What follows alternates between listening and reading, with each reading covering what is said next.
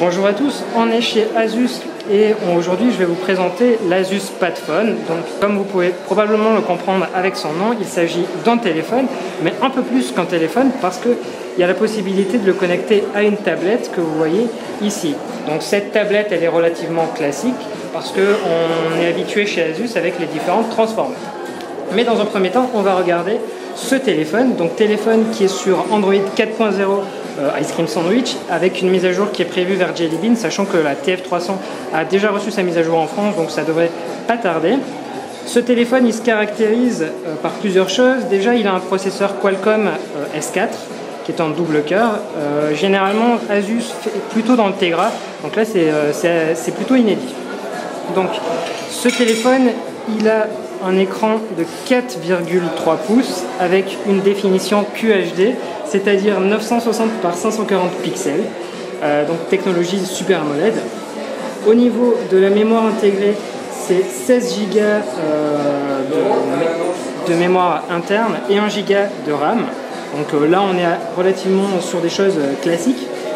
Donc, je ne vais pas forcément plus m'attarder, si ce n'est vous dire qu'il a une batterie de 1520 mAh. Voilà. Donc maintenant, on va plutôt faire un tour de ce téléphone. Donc sur le dos, on remarque qu'il a un revêtement similaire au netbook de ZenBook d'Asus.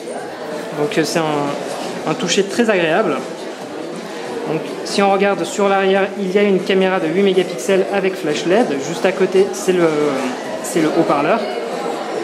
Ensuite, un jack de 3,5 mm et le bouton on-off. Sur les côtés, les deux touches du volume. Sur le bas, le micro avec l'accès à la trappe vers la batterie. Et sur le côté, donc du micro HDMI et du micro USB. Donc je ne sais pas dans quel ordre, mais c'est notamment pour pouvoir se connecter à la tablette.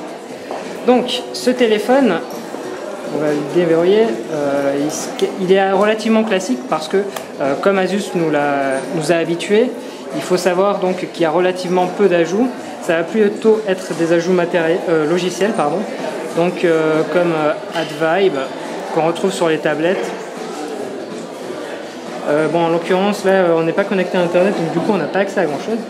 Mais voilà, on va dire que grosso modo c'est un téléphone classique qui va télécharger des applications, aller sur internet, etc., etc. Donc ça c'était la première partie du Padfone. Maintenant on va passer à la seconde, à savoir la tablette que vous voyez ici. Et vous noterez également qu'elle est plutôt épaisse comparativement à d'autres. Donc au niveau du poids, on est à 724 grammes pour être précis et 13,55 mm d'épaisseur. Donc au niveau de l'écran, on est sur du 10,1 pouces et une résolution WXGA 1280 par 800 pixels. Mais le problème de cette tablette, c'est qu'en fait, on aura beau appuyer dessus, ça ne va pas marcher. Et pour pouvoir l'utiliser, il va falloir en fait connecter le téléphone à cette tablette. Donc pour ça, il suffit d'ouvrir le capot pour mettre le smartphone. Je vais arriver à trouver mes mots. Donc c'est très simple. Ici, donc, on a le micro USB et micro HDMI et qu'on va tout simplement connecter sur la tablette. Donc, comme ceci. Voilà. Ensuite, on ferme pour faire un peu plus joli. Et alors on a notre tablette qui vient se mettre à fonctionner, sachant que c'est vraiment le processeur du téléphone qui est en train de marcher. Donc au niveau de la tablette, il faut savoir qu'il y a une batterie, c'est 6600 mAh, donc la tablette, ça va à la fois fournir un nouveau système en fait à ce smartphone, mais ça va aussi permettre de le recharger. Donc on va vite fait regarder, mais bon, c'est une tablette Asus relativement classique dans son genre. Je ne vais pas forcément m'attarder. Ici, on va juste noter que la batterie de la tablette est ici et juste à côté est en train de recharger le téléphone. Au niveau de cette tablette, on remarque sur les deux côtés ici qu'il y a les haut-parleurs.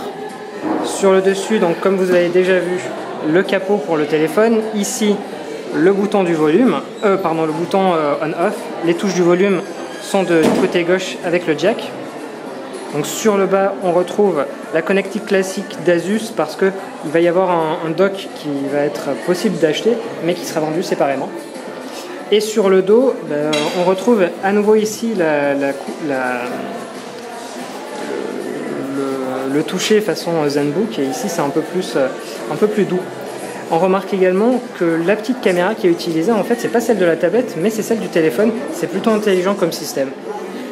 Voilà, donc cette tablette, on va imaginer que vous recevez un coup de téléphone, et là, le problème, c'est qu'il est dans ce capot, et c'est pas forcément facile pour l'attraper. Du coup, il y a un accessoire, et c'est le stylet que vous voyez ici.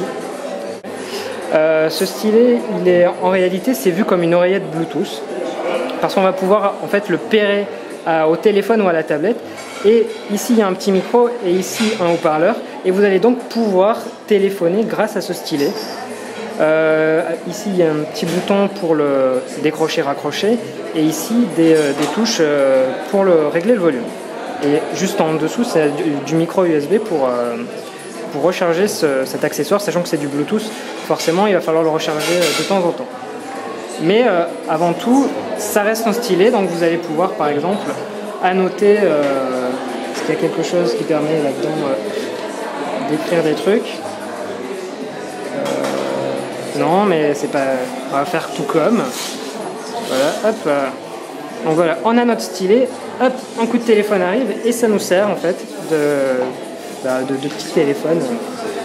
Au passage, ça a l'apparence d'un stylo, pardon.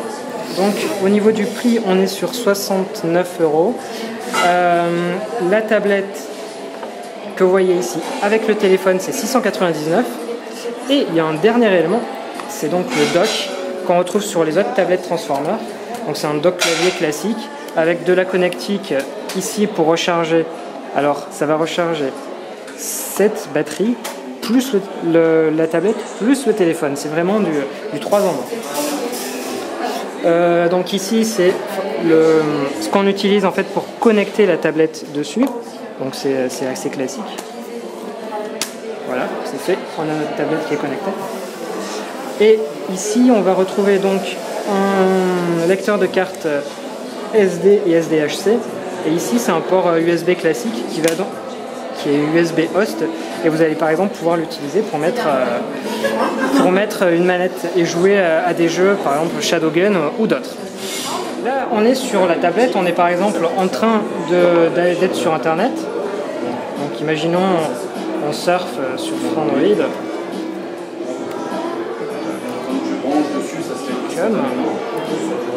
C'est un clavier QWERTY, donc petit problème au démarrage.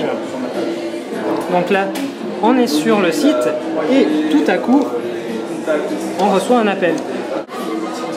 C'est bon, ça sonne. Donc là, vous pouvez voir qu'il y a une notification qui indique que quelqu'un est en train de nous appeler, mais on a aussi connecté le stylet et qui est par ailleurs en train de vibrer. Donc là, on peut accepter le numéro de téléphone.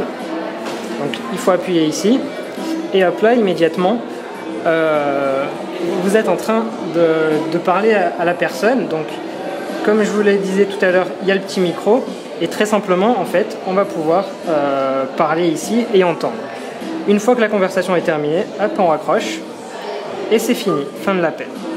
Voilà. Donc ça, c'est une fonctionnalité très pratique de ce stylet. On aurait également pu parler directement depuis la tablette, un peu comme le fait avec Google Talk, avec Hangout, ce principe-là. Maintenant, je vais vous montrer une autre fonctionnalité. Alors, imaginons qu'on est sur le téléphone. Fonctionnalité, alors je vais prendre une photo, hop. Donc, voilà, une autre fonctionnalité sympa, c'est le Dynamic Display. Donc là, on est sur le téléphone et on est en train de regarder une photo. Et là, on a envie en fait de regarder cette photo sur la tablette. Et bien, c'est très simple. Hop, on connecte le smartphone sur la tablette. Et immédiatement, on retrouve notre photo, là où on en était, et on peut regarder exactement ce qu'il y a. Ça marche pour les photos et les vidéos. Par contre, ça ne marche pas avec YouTube. On a essayé il y a quelques instants et malheureusement, ça ne marchait pas. Donc voilà ce qu'il y avait à dire à peu près sur tout l'univers logiciel. Maintenant, si on regarde un peu tout ce packaging, donc téléphone, tablette 699 plus le dock clavier 149, on a quand même quelque chose qui est relativement épais et même un peu lourd à transporter, mais c'est en fait peu l'avantage et l'inconvénient de faire du 3 en 1 et même du 4 en 1 avec le stylet. Donc voilà ce qu'il y avait en gros à dire sur cette tablette, qui est d'ailleurs disponible en France chez plusieurs distributeurs. Malheureusement, pas encore d'opérateurs n'ont voulu l'ajouter à leur catalogue. Mais en tout cas, c'est un très bon concept et on espère qu'il va bien se vendre pour qu'il y ait d'autres versions à l'avenir.